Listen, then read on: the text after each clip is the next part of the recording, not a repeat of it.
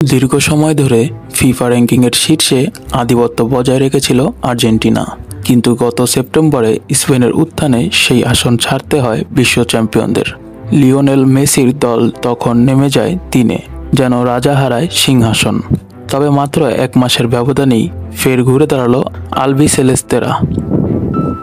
শুক্রবার 17 অক্টোবর ফিফার প্রকাশিত হালনাগাদ র্যাঙ্কিংয়ে দেখা যায় এক ধাপ এগিয়ে তৃতীয় স্থানে উঠে এসেছে আর্জেন্টিনা। রেটিং পয়েন্ট বেড়েছে আরও 2, এখন তাদের মোট পয়েন্ট 1872। অন্যদিকে চিরপ্রতিদ্বন্দ্বী ব্রাজিলের জন্য সময়টা যাচ্ছে একেবারেই বিপরীতে। 2024 সালের জুলাই থেকে টানা 1 বছরের বেশি সময় 5 নম্বরে টিকে ছিল সেলেসাওরা, কিন্তু সেপ্টেম্বরে তারা নেমে যায় 6-এ, আর সর্বশেষ আপডেটে আরও এক ধাপ পিছিয়ে 7 নম্বরে। রেটিং পয়েন্ট কমে দাঁড়িয়েছে 1759, অর্থাৎ 3 পয়েন্টের পতন। আর্জেন্টিনা দারুণভাবে কাজে লাগিয়েছে অক্টোবরের আন্তর্জাতিক উইন্ডোটা। যুক্তরাষ্ট্র সফরে 2টি প্রীতি ম্যাচ খেলেছে তারা এবং দুটিতেই জয়।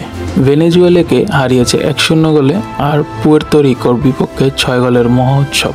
এই টানা জয়ের ফলেই র্যাঙ্কিংয়ে ফিরেছে তাদের পুরনো জৌলস। অন্যদিকে ব্রাজিলের সফরটা ছিল মিশ্র অভিজ্ঞতার। এশিয়া সফরে প্রথম ম্যাচে দক্ষিণ কোরিয়াকে উড়িয়ে দিয়েছে 5-0 গোলে, কিন্তু দ্বিতীয় ম্যাচেই ছন্দপতন। জাপানের বিপক্ষে হেরে বসেছে 3-2 গোলে। এই হারের ধাক্কাতেই ফিফা র্যাঙ্কিংয়ে আবারও নিচে নেমেছে 5 বারের বিশ্ব চ্যাম্পিয়নরা। শীর্ষে আগের মতোই স্পেন, রেটিং পয়েন্ট বেড়ে এখন 1881। ফ্রান্স এক ধাপ পিছিয়ে 3 নম্বরে, পয়েন্ট 1863। ইংল্যান্ড ও পর্তুগাল যথাক্রমে 4 ও 5 নম্বরে অবস্থান ধরে রেখেছে। তবে তালিকায় পরিবর্তন এসেছে মাঝের দিকগুলোতে। নেদারল্যান্ডস এক ধাপ এগিয়ে 6-এ, 1760 পয়েন্ট। বেলজিয়াম আগের মতোই 8 নম্বরে, 1740 পয়েন্ট। ইতালি ও জার্মানি দুজনই উন্নতি করেছে। ইতালি 9ম স্থানে, 1717 পয়েন্ট, আর জার্মানি 2 ধাপ এগিয়ে 10ম স্থানে ফিরেছে, 1713 পয়েন্ট।